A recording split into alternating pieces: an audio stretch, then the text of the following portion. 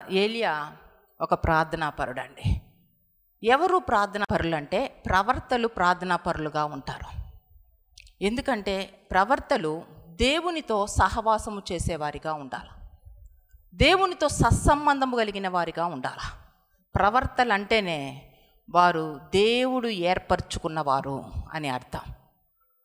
దేవుడే వారిలో ఉండి ముందుకు నడిపిస్తాడు, దేవుడే వారితో ఉంటాడు, వారితో ఉంటారు, వారిలో ఉంటారు, వారిపై ఉంటారు. ఆ రీతిగా ప్రవర్తలు ముందుకు సాగుతారు. దైవజనులు అంటే ఎవరు అంటే దేవుని చేత అభిషేకించబడిన వారు దైవజనులు. జనులలో నుంచి దైవజనుడిని లేపుకుంటాడు దేవుడు. అంటే ఇక వారు కాదు, క్రీస్తే వారిలో ఉన్నాడు. దేవుడే వారిలో ఉండి వారిని నడిపించుకుంటాడు. వారిలో పరలోకపు గవిని దాగి ఉంది. దైవజనుల్లో పరలోకపు గవిని దాగి ఉంది వారిలో. వారు ప్రార్థన చేసినప్పుడు పరిశుద్ధాత్మతో నింపబడతారు. వారు ప్రార్థన చేసినప్పుడు అభిషేకించబడతారు. వారు ప్రార్థన చేసినప్పుడు వరాలతో నింపబడతారు. వారు ప్రార్థన చేసినప్పుడు పశ్చాత్తాపంలోకి నడిపించబడతారు. తద్వారా పరిశుద్ధాత్మ అనుభవంలోనికి వస్తారు. కనుక ఎవరు ఈ క్రియలు చేస్తారు? దేవుడు చేయాలా? ఇప్పుడు ఒక దైవజనుల్ని ఏర్పరచుకొని అభిషేకించి వారిలో నుంచి ఈ కార్యాలు ప్రజలకి తెలియజేస్తారు. వారి ప్రార్థన శక్తివంతంగా ఎలా మారుతుంది అంటే వారితో పాటు పరిశుద్ధాత్మ దేవుని యొక్క స్వరము కలిసి ఉంది. మీరు వింటుంది నా స్వరము కాదు, నా స్వరములో నుంచి పరిశుద్ధాత్మ దేవుని యొక్క స్వరము వస్తుంది. మీకు ఒక విషయం తెలియాలి, 2007 సంవత్సరము నాకు ఒక మేజర్ ఆపరేషన్ అయింది. అది ముక్కుకయింది. ముక్కులో ట్యూమర్ వచ్చింది, పెద్ద ట్యూమర్ వచ్చి ఊపిరి కూడా పీల్చుకోలేని పరిస్థితుల్లో పూర్తిగా అది లోపల రంధ్రాలను మూసివేసింది. చాలా నరకం అనుభవించాను. డాక్టర్ దగ్గరికి వెళ్తే ఆపరేషన్ చేయాలి. ఆ రీతిగా ఆపరేషన్ చేసిన తర్వాత ఆ కణితి, ఆ ట్యూమర్ ఇక మళ్ళా రాకుండా రేడియేషన్ కూడా ఇవ్వాలి అన్నారు. అంత భయంకరమైన పరిస్థితి. అయితే ఆపరేషన్లో ఇదంతా ఓపెన్ చేశారు, చేసి ఆ కణితిని కట్ చేశారు, తీసేశారు. తీసేసిన తర్వాత రేడియేషన్ ఇచ్చారు. ఆ కణితి మళ్ళా రాకుండా, పెరగకుండా రేడియేషన్ ఇచ్చారు. ఆ రేడియేషన్కి నా జుట్టు చాలా పొడవు ఉండేదండి, చాలా ఒత్తుగా చాలా పొడవుగా ఉండేది. కానీ ఆ రేడియేషన్లో నా జుట్టంతా ఊడిపోయింది. ఆ తర్వాత ఎక్కువగా అది పెరగడం అలా. అంతేగాని నన్ను చూసి మీరెవరు కట్ చేసుకోవద్దు, దయచేసి చెప్తున్నా. ఆ రీతిగా అయినప్పుడు ఆ నోటితో నేను గాలి పీలుస్తూ ఉన్నా, ఊపిరి ఆడకపోవడం వల్ల కొన్ని సంవత్సరాలు నేను నోటితో గాలి పీల్చాను. ఆ రీతిగా నోటితో గాలి పీల్చడం వల్ల చిన్న నాలుక సాగిపోయింది. చిన్న నాలుక సాగిపోయింది. ఇంకా చిన్న నాలుక సాగిపోయి ఆ గొంతులో అడ్డుపడతా ఉండేది. కాబట్టి చిన్న నాలుక తీసేశారు. తీసేసే ముందు డాక్టర్ నాకు చెప్పిన మాట ఏంటో తెలుసా? అమ్మా, నీకు ఇంకా పెద్ద వాయిస్ రాదు, నువ్వు సైగలు చేస్తూ గాలితో మాట్లాడతావు, ఇంకా బాగున్నారా, ఎలా ఉన్నారు, ఇలా ఉంటుంది నీ వాయిస్ అని చెప్పారు. ఇంకా వాయిస్ రావడం కష్టం అని చెప్పారు. ఆ సమయంలో నాకేం చేయాలో అర్థం కాల. కానీ పరిస్థితి అయితే అది. ఎవరితో నేనేమీ చెప్పుకోలేను, నా పరిస్థితి ఇలా అవుతుంది అని కూడా. అయితే నా ఫోన్ తీసుకున్నా, నా వాయిస్ రికార్డ్ చేస్తున్నా. ఏమన్నానంటే, ప్రభువా, ఈ రోజుతో ఈ వాయిస్ ఇంకా స్టాప్ అయిపోద్దంట, నేను చాలా మెల్లగా మాట్లాడతానంట, నా వాయిస్ కూడా బయటికి రాదు, మెల్లగా మాట్లాడుకోవాలంట, లాస్ట్ సారిగా చివరిగా నీతోనే మాట్లాడుతున్నాను యేసయ్య అని చెప్పి ఆ రోజు యేసయ్యతో మాట్లాడాను. నేను రికార్డ్ చేసుకుంటా. యేసయ్యతో మాట్లాడిన తర్వాత ఆపరేషన్కి వెళ్ళా. చిన్న నాలుక లేదండి, ఇప్పటికి కూడా చూసుకోవచ్చు మీకు ఒకవేళ అనుమానంగా ఉంటే. చిన్న నాలుక లేదు నాకు. ఆ తర్వాత నాకు వాయిస్ రాలా. ఆపరేషన్ అయిన తర్వాత దైవజనులు అయ్యగారు వచ్చి మాట్లాడాలన్నా, ఏదైనా నేను పేపర్ మీద రాస్తున్నా, బుక్ పెట్టుకున్నా, బాగా బుక్ మీద రాస్తున్నా, వాయిస్ రాలా. కానీ నా హృదయంతో మాత్రం యేసయ్యని నా హృదయంలో మాట్లాడుకుంటా ఉన్నా, నా హృదయంలో స్తుతిస్తూ ఉన్నా. అప్పుడు నా గదంతా ఒక చల్లని గాలి అలుముకుంది. యేసయ్యే నా దగ్గరికి వచ్చి 3 సార్లు పరిశుద్ధాత్మలో బాప్తీసం ఇచ్చాడు. దేవునికి మహిమ కలుగునుగాక. ఇంకా స్వరము రాదు అని పూర్తిగా కలవరపడుతూ దిగులుతో, పర్వాలేదు స్వరము లేకపోయినా పర్వాలా, నా హృదయముతో నా తలంపులతో నేను ఆరాధిస్తానని స్తుతించుకుంటూ ఉన్న నాకు దేవుడు అభిషేకించి ఈ స్వరాన్ని ఓపెన్ చేశాడు. దేవునికి మహిమ కలుగునుగాక. ఆ తర్వాత ఈ స్వరము వచ్చిందండి. నేను ఇప్పుడు మాట్లాడితే డాక్టర్స్కి కూడా ఆశ్చర్యమే, చాలామందికి ఆశ్చర్యమే, రాదన్నారు వాయిస్. కనుక మీరు వింటున్న వాయిస్ ఏం వాయిస్ అది? అది కేవలము దేవుడిచ్చిన స్వరము మీరు వింటున్నారా? దేవుని స్వరమే మీరు వింటున్నారు. నిజానికి స్వరము వచ్చే అవకాశము లేదా. చిన్న నాలుకే నాకు లేదా. క్యాన్సర్స్ తీశారు, చిన్న నాలుక తీసేశారు, ముక్కుకి ట్యూమర్ తీశారు, ఇన్ని ఆపరేషన్లు అయినాయి నాకు. కానీ నన్ను చూస్తే మీకు అలా కనిపిస్తున్నానా?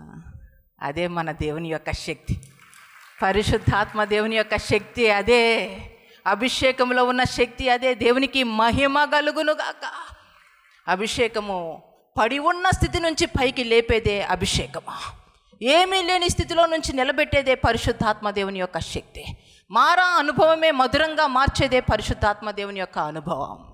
దేనికి చింతించాల్సిన అవసరం లేదు, భయపడవలసిన అవసరం లేదు. ఎందుకు ఈ విషయాలు నేను తెలియచేస్తున్నానంటే, ఏలియా మన వంటి స్వభావం కలిగిన మనుషుడే, కానీ శక్తివంతమైన ప్రార్థన కలిగినటువంటి ఏలియా నిజమైన దేవుణ్ణి కలిగి ఉన్నాడు. సజీవుడైన దేవునికి ప్రార్థన చేసే అనుభవం ఉంది. సర్వ సృష్టికర్త ఏర్పరచుకున్నాడు ఏలియాని. ఒక ప్రవర్త, ఒక దైవజనుడు. దైవజనుడు అంటే దేవుని దగ్గర నుంచి పంపించబడినవాడు. దేవునికి మహిమ కలుగునుగాక. దైవజనురాలు అంటే దేవుని అభిషేకముతో ముందుకు వచ్చింది, దేవుని చేత ఏర్పరచబడినవారు, దేవుని చేత ఏర్పరచబడినవారు. దేవుడు ఎన్నుకున్నాడు. అనేక మంది జనంలో నుంచి వేలు పెట్టి తన బిడ్డని ఎన్నుకున్నాడు, తన బిడ్డని ఏర్పరచుకున్నాడు. ఒక శ్రేష్టమైన పరిచర్య కోసం ఏర్పరచుకున్నాడు. మీరు అనుకోపాకండి ఏదో మీకు ఈ లోకం ఇల్లు కొనుక్కోవడానికి ఏర్పరచుకుండు, ఏదో మీరు స్వబుద్ధిని స్వనిధిని ఆధారం చేసుకుంటే ఏర్పరచుకున్నాను. ప్రభువా పలానా అమ్మాయిని నేను వివాహం చేసుకోవాలా, పలానా అబ్బాయిని నేను వివాహం చేసుకోవాలా, అభిషేకించు. వాటికి అభిషేకం అవసరంలా. దేవుని క్రియలు ఈ లోకములో చూపించడానికి అభిషేకము కావాలా? దేవుని యొక్క శక్తివంతమైనటువంటి కార్యములు ఈ లోకములో చూపించడానికి. ఆయన ఎంత శక్తిమంతుడో, ఆయన సజీవుడు, ఆయనకు అసాధ్యమైనది ఏదీ లేదు. వాటిని కనపరచడానికి దేవుని యొక్క అభిషేకము కావాలా, ఆయన ఏర్పరచుకోవాలా. అంతేగాని ఒట్టొట్టిగా నీవు ఇష్టానుసారంగా లోకానుసారమైన జీవితముతో ఆలోచనతో ఉన్నట్లయితే దానికి దేవుడు అభిషేకించుకోడు. నీకు దేవుని పట్ల ఆశ ఉండాలా, దేవుని పట్ల ప్రేమ ఉండాలా, దేవుని కోసం నువ్వు ఫలించే వ్యక్తిగా ఉండాలా. అంతేగాని నీ స్వబుద్ధిని నెరవేర్చుకోవడానికి ప్రభు దగ్గరికి వచ్చే అభిషేకాలు కోరుకోనక్కర్లా. పరిశుద్ధాత్మ అనుభవం నీకు అవసరంలా, పరిశుద్ధాత్మని యొక్క అనుభవం నీకు అవసరంలా. కానీ దేవుణ్ణి ఈ లోకంలో చూపించడానికి నీకు అభిషేకం కావాలా. దేవుని క్రియలను నువ్వు ఈ లోకంలో ప్రకాశించడానికి పరిశుద్ధాత్మ దేవుని యొక్క నింపుదల కావాలా. పరిశుద్ధాత్మతో నింపబడ్డం, అభిషేకించబడ్డం రెండు వేరువేరు. పరిశుద్ధాత్మతో నింపబడ్డం, పరిశుద్ధాత్మ దేవుడు మనల్ని సర్వసత్యంలోనికి నడిపిస్తాడు. కానీ ప్రతి విషయంలో మనము పరిశుద్ధాత్మకు లోబడేవారిగా ఉండాలి, విధేయత కనపరిచేవారిగా ఉండాలి. చాలా కష్టం, విధేయత కనపరచాల్సిందే. భక్తిహీనత కలిగిన వారు, భయంకరమైన పాపపు బంధకానాల్లో చిక్కబడిన వారు, వారిని చూస్తున్నప్పుడు, వారి జీవిత విధానము, వారి ప్రవర్తన చూస్తున్నప్పుడు బహువేదన, బహుబాధ కలుగుతుంది. ఏ విధంగా కూడా నా జీవితంలో కాంప్రమైజ్ అనేది ఉండదు. ఇక పరిశుద్ధత గురించి నేను ఎక్కువగా పట్టించుకుంటా. పరిచర్య చేసేవాళ్ళు నో వే, ఇక పరిశుద్ధంగా ఉండాల్సిందే, తప్పుడు మార్గంలో వెళ్తే అసలు ఒప్పుకోను. కనుక ఈ విషయంలోనే నేను చాలా స్ట్రిక్ట్గా ఉంటాను. ఒక దైవజనుల యొక్క ఆశ ఏంటి, ఒక దైవజనుల యొక్క ప్రయాస ఏంటి? వచ్చిన ప్రతి ఒక్కరూ పరలోకపు వారసులుగా నిలబడాలనేదే కదా వాళ్ళ ధ్యేయము, వారి లక్ష్యము, వారి గమ్యము. అందుకే కదా మేము ప్రయాసపడుతున్నాం. అంతేగాని మాకంటూ మీరు మారితే ఎంత, మారకపోతే ఎంత, నరకానికే పోతామంటే ఇంకంతకంటే ఏంటి? పోండి, ఎందుకు చెప్పాలా? గంటలు గంటలు నిలబడుతూ, శరీరం సహకరించకపోయినా, బలహీనతలు వెంటాడుతున్నా, వాటన్నిటిని జయిస్తూ, దేవుని పాదాలు కన్నీటితో కడుగుతూ, మీ గురించి అహర్నిశలు ప్రార్థన చేస్తూ, మీరు ఖచ్చితంగా పరలోకపు వారసులు అవ్వాలని ప్రభుని వేడుకుంటూ, అదే కాకుండా ఈ లోకంలో మీరు సంతోషంగా ఆనందంగా జీవించాలని దైవజనులు పడుతున్న ప్రయాస ఏంటి మీరు అర్థం చేసుకుంటున్నారా? దైవజనుల యొక్క భారం అది యేసయ్య భారమా? మీరు అనేక మందిని రక్షించాలి. యేసయ్యకు ఉన్నటువంటి భారం ఏమిటి? నశించిపోయే ఆత్మలు రక్షణలోనికి రావాలా? యేసయ్యకు ఉన్నటువంటి భారం ఏమిటి? మారా అనుభవంతో ఉన్నవారు మధురంగా మార్చబడాలా? యేసయ్యకున్న భారం ఏమిటి? మీ కన్నీరు నాట్యంగా మార్చబడాలా? యేసయ్యకున్నటువంటి భారం ఏమిటి? నీ దుఃఖ దినములు సమాప్తం అవ్వాలా? అంటే దైవజనుల్లో ఈ భారం మీరు చూస్తున్నారంటే ఎవరిని చూడాలా? మాలో యేసయ్య ఉంటేనే అది సాధ్యం. దేవునికి మహిమ కలుగునుగాక. ఆ రీతిగా ప్రార్థనాపరుడైనటువంటి ఏలియా శ్రేష్టమైనటువంటి అద్భుతమైనటువంటి ప్రార్థనాపరుడు, శక్తివంతమైనటువంటి ప్రార్థనాపరుడు, విశ్వాస సహితమైనటువంటి ప్రార్థన కలిగినటువంటి దైవజనుడు ఏలియా. ఏలియా ఏ మాట అంటే దేవుని పెరట ఆ మాట నెరవేర్చబడుతుంది. ఏదంటే అది జరుగుతుందండి. దేశంలో కరువుతో ఉంది, భయంకరమైన కరువు.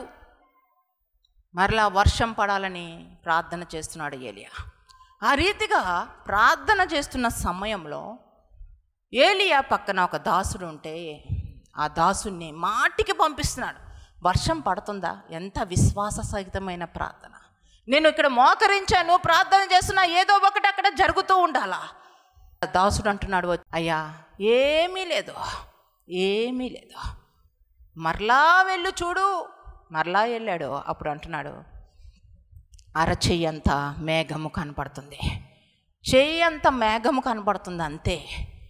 అయితే ఏలియా ఎంత ప్రార్థనా శక్తి అంటే, నాకు కొండపోతంట వర్షపు ధ్వని వినబడుతుంది అంటున్నాడు. దేవునికి మహిమ కలుగునుగాక.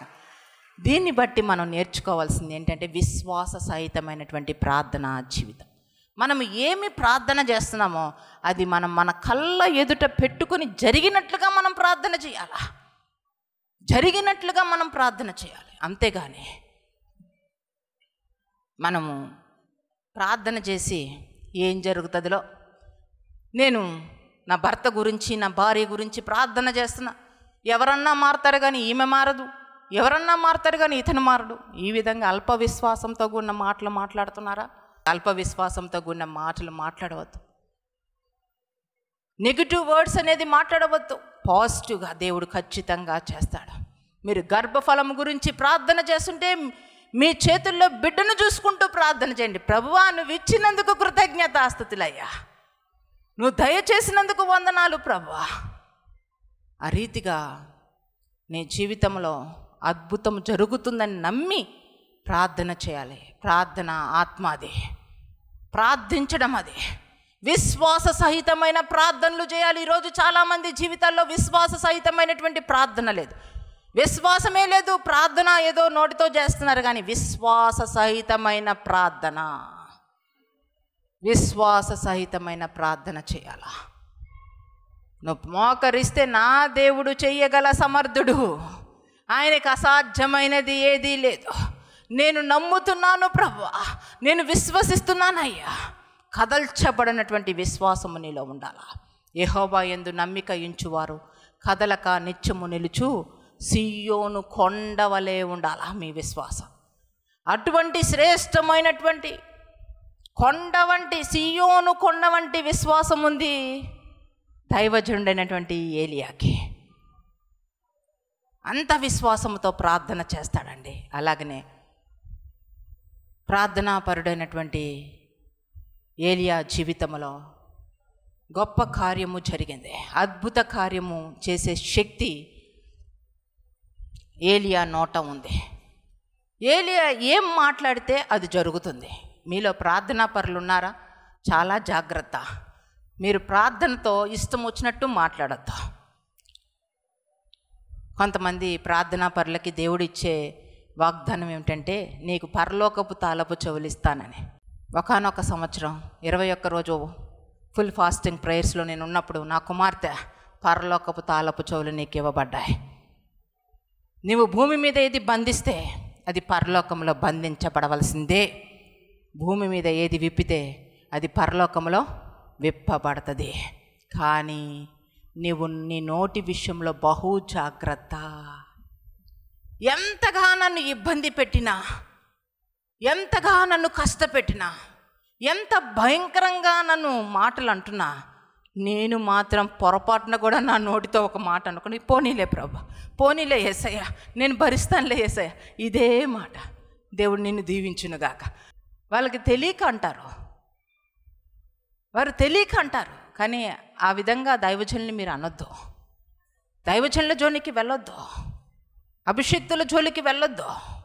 అంటే మీరు అభిషేకించబడిన వారు సంపూర్ణంగా వారు దేవుని అధికారంలో ఉంటారు.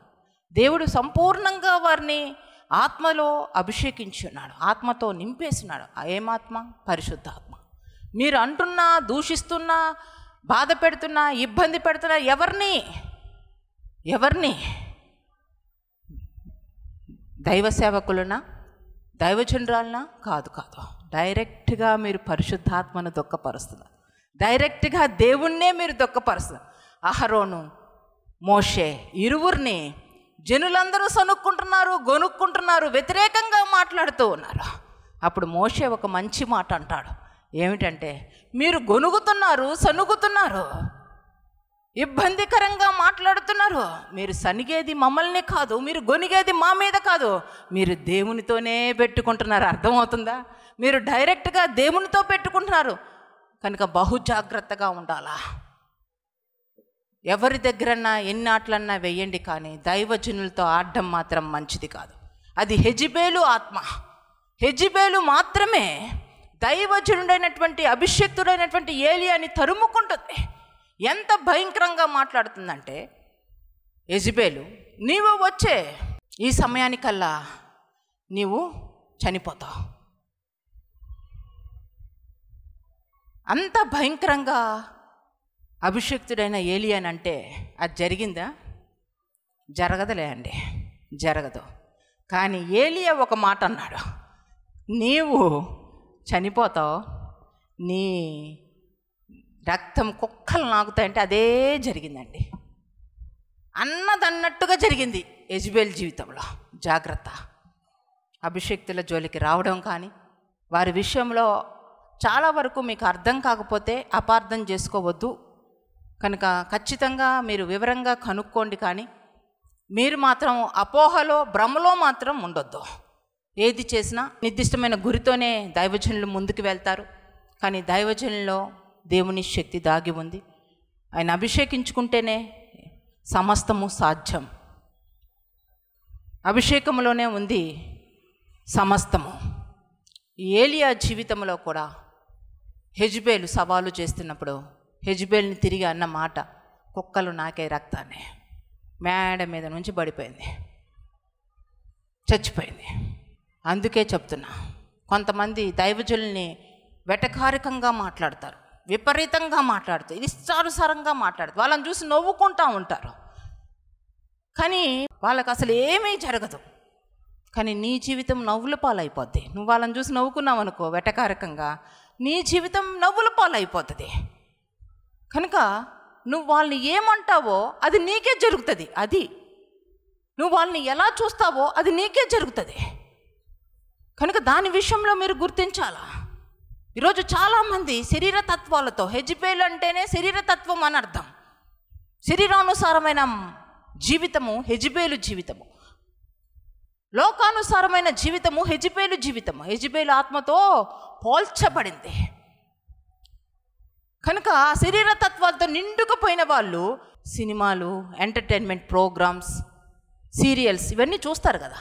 అవన్నీ చూసి వీళ్ళను కూడా అట్లానే వెటకారికంగా నవ్వుకోవడం. వాళ్ళకి ఏమీ కాదు.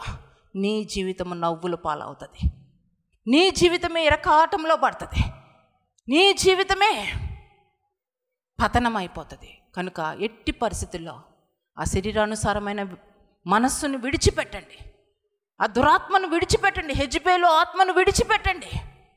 దైవజనులను ముట్టడం అది మంచిది కాదు.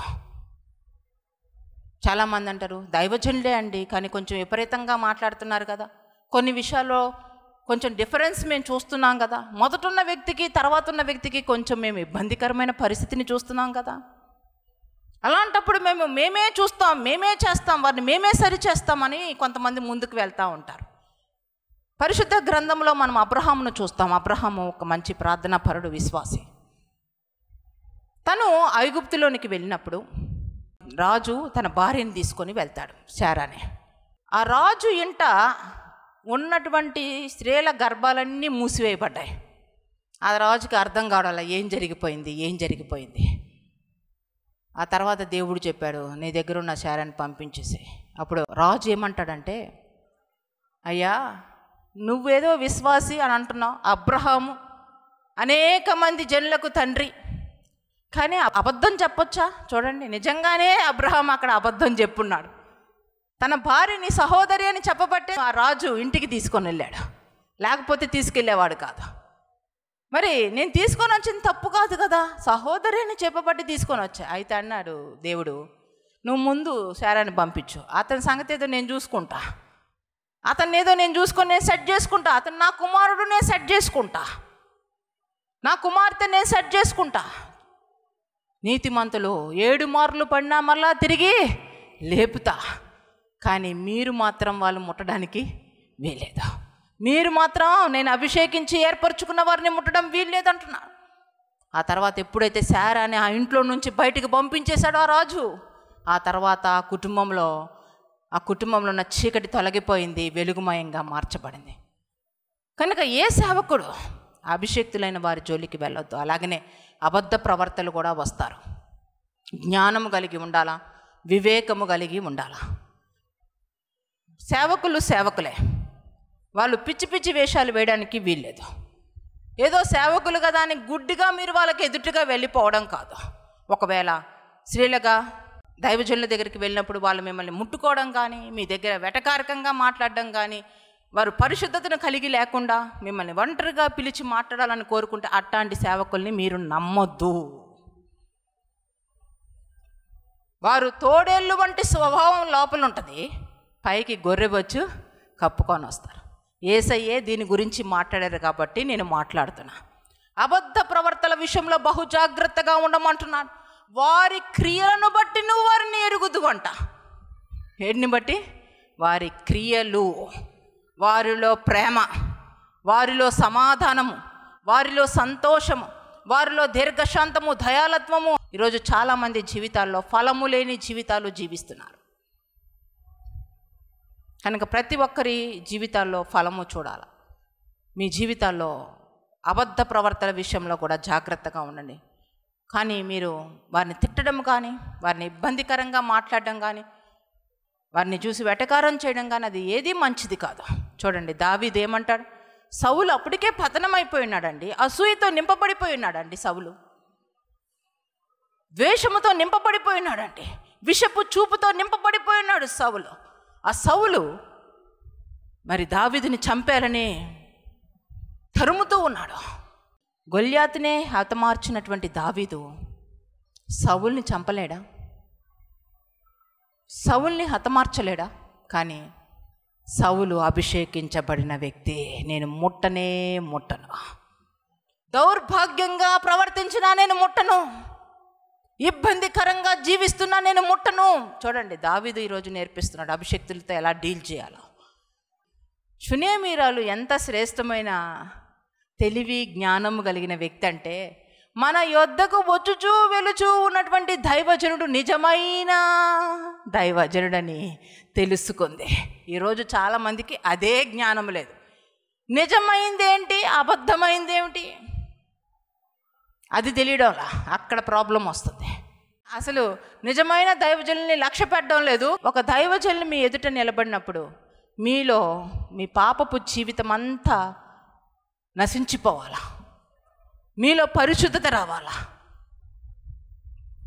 ఒక వాక్యం మీరు వింటున్నప్పుడు మీ జీవితాల్లో మార్పు కలుగుతూ ఉండాలా. దేవుని పెరట నిలబడినటువంటి దైవజనులు వారు మాట్లాడుతున్నప్పుడు మీలో ఉన్న వ్యతిరేకతలు, మీలో ఉన్న బంధకణాలు విడిపోతూ ఉండాలి. ఎందుకంటే వారు కాదు అక్కడ నిలబడుతుంది, వారి పక్కన యేసయ్యే నిలబడుతున్నాడు. దేవునికి మహిమ కలుగునుగాక. దేవుని యొక్క సన్నిధితో వారు కదులుతున్నారు కనుక ఎక్కడ కూడా మీరు మోసపోవద్దా. నిజమైనటువంటి దైవజనులు కలిగి జీవించండి. దైవజనుడిని దైవజనుడిగానే చూడండి, అంతేగాని ఇంకొక రకంగా అసలు చూడొద్దు. మీకు తగ్గట్టుగా చూడొద్దు, మీ మనసులకు తగ్గట్టుగా చూడొద్దు. హెజబేల్ అలా చూసింది ఏలియాని. కొన్నిసార్లు జీవపు డంబముతో నింపబడిన వారు దైవజనుల మీద ఈజీగా లేస్తూ ఉంటారు, ఇష్టం వచ్చినట్టు లేస్తూ ఉంటారు, ఇష్టం వచ్చినట్టు మాట్లాడుతూ ఉంటారు. చాలా జాగ్రత్తగా ఉండాలా. దేవుడు తోడుగా ఉన్నవారు, అభిషేకించబడిన వారిని ముట్టవద్దు అని రాజుల సహితము ఆయన ఆజ్ఞాపించి ఉన్నాడు. ఎవరైనా దేవుడు అభిషేకించబడిన వారిని ముట్టవద్దని రాజుల సహితమే ఆయన ఆజ్ఞాపించి ఉన్నాడంట. కనుక మీ జీవితాల్లో ఒకవేళ మీరు దైవజనుల్ని వ్యతిరేకంగా మాట్లాడుతున్నట్లయితే దాన్ని విడిచిపెట్టండి. రెండవదిగా బహుగా దేవుని పేరట దైవజనుల్ని మీరు ప్రేమించండి. దైవజనుల్ని ప్రేమించడంలో గొప్ప శక్తి ఉంది. షునేమీరాలు ఎలీషాని ఏ రీతిగా ప్రేమించింది, ఆమెలో లేమున్నప్పటికీ ఆమె ఎలీషాని గుర్తించడం వల్ల, ఎలీషాకి సమస్తమును సమకూర్చడం వల్ల, భోజనం పెట్టడం వల్ల, తన గోడ మీద ఒక గది కట్టించడం వల్ల, తనకి బల్ల మంచము సమస్తాన్ని తను ప్రొవైడ్ చేయడం వల్ల తన జీవితంలో ఉన్న లేమి తొలగించబడింది. దేవుని పెరట ప్రవర్తకు గ్లాసుడు చల్లనీళ్ళు ఇస్తే ఆ ఫలము మీరు తప్పక పొందుకుంటారని యేసయ్య చెప్పి ఉన్నాడు. కనుక దైవజనుల్ని బహుగా ప్రేమించండి, దేవుని పెరట ప్రేమించండి, అంతేగాని శరీర సంబంధంగా కాదు, లోక సంబంధంగా కాదు. దైవజనుడని ప్రేమించండి. నిజమైన దైవజనుల అభిషేక్తులను మీరు ఎంతగా ప్రేమిస్తారో అంతగా ప్రేమించండి. వారి అభిషేకంలో మీరు పాలి భాగస్తులు అవుతారు. దేవునికి మహిమ కలుగునుగాక. కనుక దైవజనుల్ని ప్రేమించడంలో గొప్ప అద్భుతం దాగి ఉంది. చాలామంది అద్భుతం కావాలండి, చాలామంది ఆశీర్వాదము కావాలండి, చాలామంది దీవెన కావాలండి అని చెప్పి అంటారు. దైవజనుల్ని ప్రేమిస్తావండి? ఏ రీతైన ప్రేమ నీకుంది దైవజనులేలా? నిజమైనటువంటి ప్రేమ. దేవుణ్ణి మొదటగా ప్రేమించిన తర్వాత దైవజనుల్ని ప్రేమించండి. నిజంగా మీ హృదయాల్లో మేము ఉండాలా, మీ హృదయాల్లో మేము ఉండే విధంగా మీరు ప్రేమించాలా. దేవుడు మమ్మల్ని బహుగా దీవించి ఆశీర్వదించాడు. ఈ రోజుటికి కల్వరి టెంపుల్లో నుంచి ఒక్క రూపాయి తీసుకోకుండా, ఒక్క రూపాయి ఆశించకుండా మీరు ఇచ్చే ఆఫరింగ్ అంతా అది దేవుని సేవకే, యేసయ్యకే మీరు ఇస్తున్నారు, దైవజనులకి కాదు. కనుక ఒక్క రూపాయి ఆశించకుండా స్వచ్ఛందంగా మేము సేవ చేస్తున్నాం. ఇది కొన్ని సంవత్సరాల నుంచి ఇలానే చేస్తున్నాం. కానీ మా దేవుడు నమ్మదగిన దేవుడు. ఏనాడు మమ్మల్ని ఏ రీతిగానూ తక్కువ చేయలేదు. మేము తీసుకున్న తీర్మానాన్ని బట్టి మమ్మల్ని ఘనపరుస్తూనే ముందుకు నడిపిస్తూ ఉన్నాడు.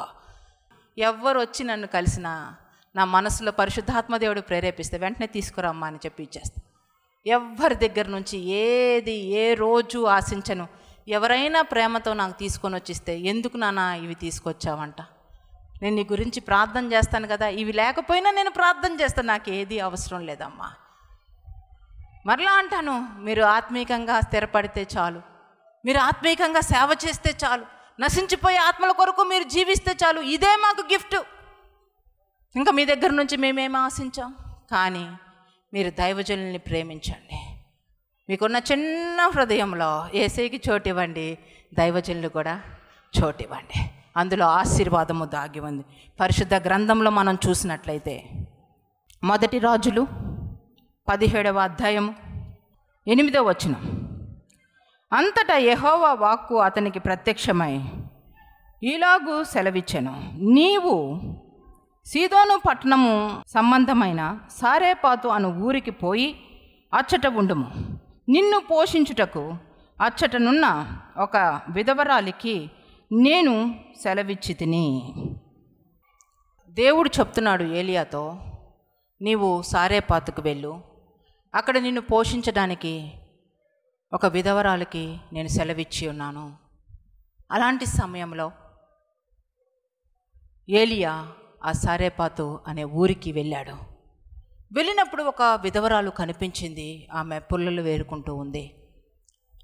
ఆ సమయంలో ఆమెను పిలిచి, అమ్మా, ఒక పాత్రలో నీటిని తీసుకురా, అలాగనే తినడానికి ఒక అప్పము కూడా నీ చేత్తో చేసుకొని రా అమ్మా అని అడిగాడు. అన్నప్పుడు సారేపాతు విధవరాలు ఏమంటుందంటే, అయ్యా, జీవము కలిగిన దేవుని తోడు, ఇంటిలో పిండి లేదు, నూనె లేదు, కాబట్టి మేము చివరిగా ఉన్నటువంటి కొద్దిపాటి పిండితో అప్పము చేసుకొని నేను నా కుమారుడు తిని చనిపోదాం అనుకున్నా. ఇది కరువులో జరిగినటువంటి సంఘటన. భయంకరమైన కరువు ఆ ప్రాంతంలో ఉంది. అటువంటి సమయంలో ఏలియాని అక్కడికి పంపిస్తున్నాడు. కరెక్ట్గా ఎవరు చనిపోవాలనుకుంటున్నారో అక్కడికి ఏలియా వెళ్తున్నాడు. అక్కడే కూర్చున్నాడు. అక్కడే ఏలియా దృష్టి చనిపోయే వ్యక్తి మీదనే పడింది. చనిపోదాం అనుకుంటున్న ఆమెతో ఏలియా అంటున్నాడు, భయపడవద్దు, ఆ ఒక్క అప్పం తీసుకొచ్చి నా చేతిలో పెట్టు. అంటే దేవుడు ఒక దైవజనుల్ని, ఒక అభిషక్తులని కొద్దిమంది మనుషుల మధ్య పెడుతున్నాడు అని అంటే దేనికి పెడుతున్నాడు? వారిలో ఉన్నటువంటి కన్నిటిని నాట్యంగా మార్చడానికి పెడుతున్నాడు. అక్కడికే పంపిస్తున్నాడు. ఏ మనిషి అయితే వేదనగా ఉన్నారో ఆ మనిషి దగ్గరకే ఏలియాని వెళ్ళమని చెప్పాడు. ఆ మనిషికే ఏలియాని పోషించమని చెప్తున్నాను. చాలామంది జీవితంలో ఏమనుకుంటారంటే, ఆ దైవజనరాలు ప్రార్థన చేస్తే ఇది జరిగితేనే ఆమెను నేను ప్రేమిస్తాను అనుకుంటారు. ఇది జరిగితేనే ఆ దైవజనుని నేను ప్రేమిస్తాను. ఇక్కడ పరిశుద్ధ గ్రంథములో చూసినట్లయితే ముందుగా నువ్వు దైవజనుల్ని ప్రేమిస్తేనే నీ జీవితంలో సమస్తము జరుగుతుంది. నాకు లేమి ఉంది కాబట్టి నేను వారిని ప్రేమించలేను. నేనే అప్పుల్లో ఉంటే నేనేం ప్రేమిస్తా? దేవుడు చెప్తున్నాడు, సరే దైవజనులకి ఇది చెయ్యి, దైవజనులకి ఇది ఇవ్వు, ఇది చెయ్యి అని చెప్తున్నాడు. కానీ నేను ఎట్లా చేస్తాను? నా కరువులో నేను ఎలా చేస్తాను? నేనే చనిపోయే పరిస్థితుల్లో వాళ్ళ గురించి ఎక్కడ ఆలోచిస్తాను? నేనే చనిపోతున్నాను కదా, నేనే బ్రతకలేని ఊపిరి ఆడని పరిస్థితుల్లో నేనే ఉన్నాను కదా, నేనే చావుకు దగ్గరగా ఉన్నాను కదా, ఆత్మహత్య చేసుకొని చనిపోదాం అనుకుంటున్నాను కదా. ఇటువంటి సమయంలో దైవజనుల గురించి ఇంకేం ఆలోచిస్తా?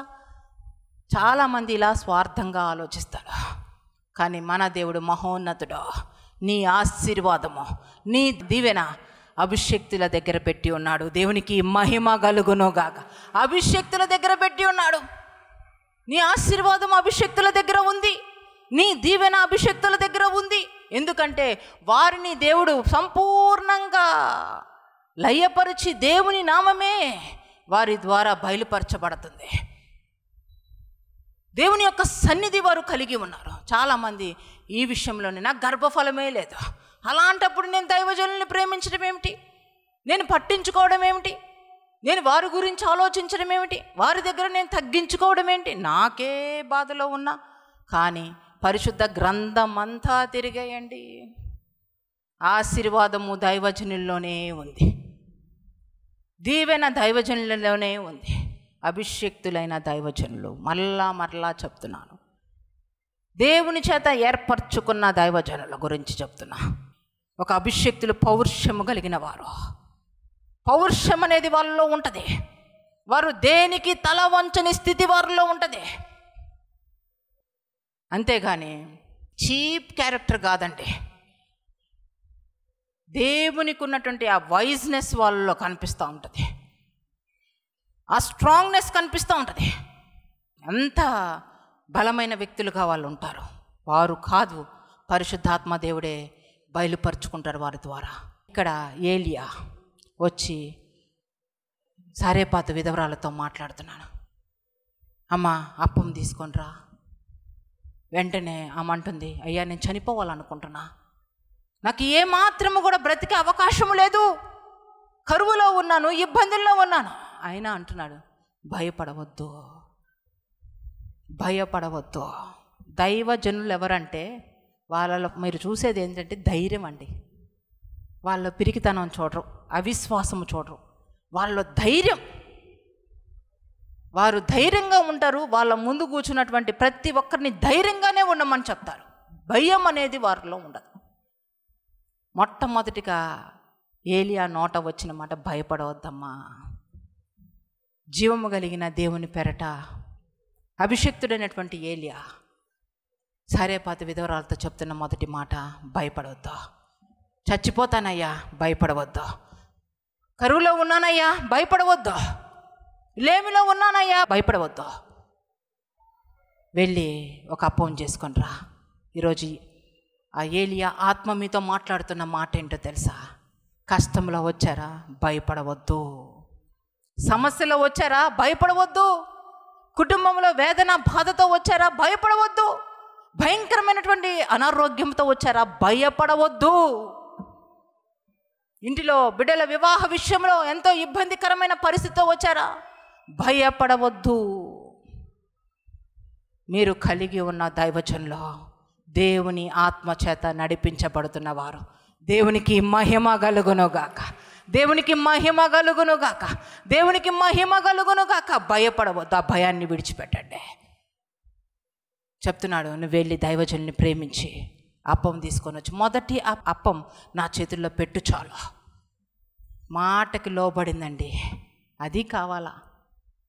మాటకి లోబడ్డం కావాలా. ఈరోజు చాలామంది జీవితాల్లో అంధకారంగా ఉండిపోవడానికి కారణం విధేయత లేదు. దేవుని మాటకు లోబడరు, దైవజనుని మాటకి లోబడరు. కాబట్టే జీవితం అంతా కూడా వ్యతిరేకతలు. దేవుని మాటకు తిరుగుబాటు చేస్తే దేవునికి తిరుగుబాటు చేసినట్టే, దైవజనునికి తిరుగుబాటు చేస్తే దేవునికి తిరుగుబాటు చేసినట్టే. కనుక విధేయత అనేది ప్రతి విశ్వాసికి అవసరం. విధేయత అనేది ప్రతి విశ్వాసికి అవసరం. ప్రతి ఆత్మీయులకు విధేయత కావాలి. చెప్పిన మాట ప్రకారము చేయాలి.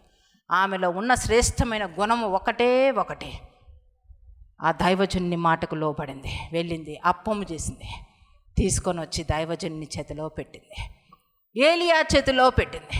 ఎప్పుడైతే దైవజనుని మాటకు లోబడి దైవజనుని ప్రేమించి అప్పము తీసుకొని వచ్చి చేతిలో పెట్టిందో, ఆమె కరువంతా కనిపించకుండా పోయింది. దేవునికి మహిమ కలుగునుగాక. తొట్టెలో పిండి వచ్చేసిందండి ఆటోమేటిక్గా. ఆ బుడ్డిలో నూనె కొదువకాల.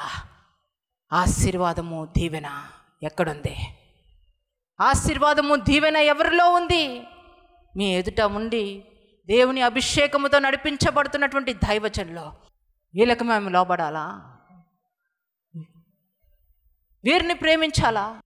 ఆ అభిషక్తిని లోపట పరలోకపు గవిని దాగి ఉంది.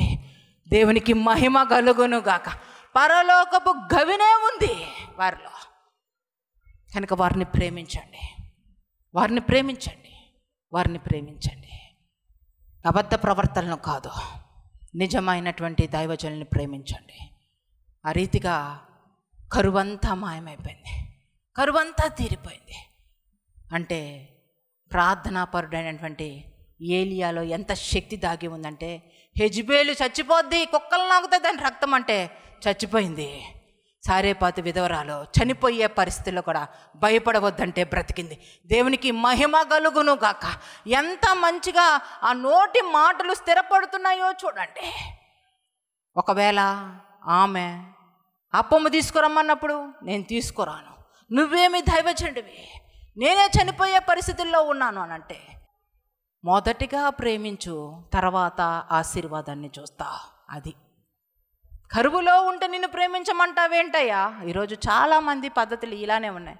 మాకేమీ జరగలేదుగా నిన్ను ఎలా మేము ప్రేమిస్తాం, మాకేమీ జరగలేదు కదా నీ మాటకు మేము ఎలా లోబడతాం. ముందు లోబడు, తర్వాత జరుగుతుంది.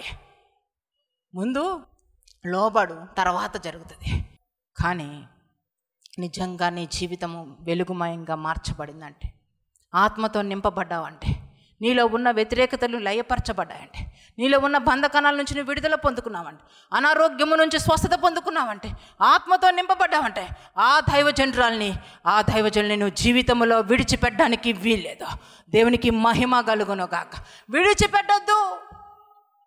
ఎలీషా అంటున్నాడు, అయ్యా నిన్ను వెంబడిస్తాను. ఏలియా అంటున్నాడు, నన్ను విడిచిపెట్టిపో.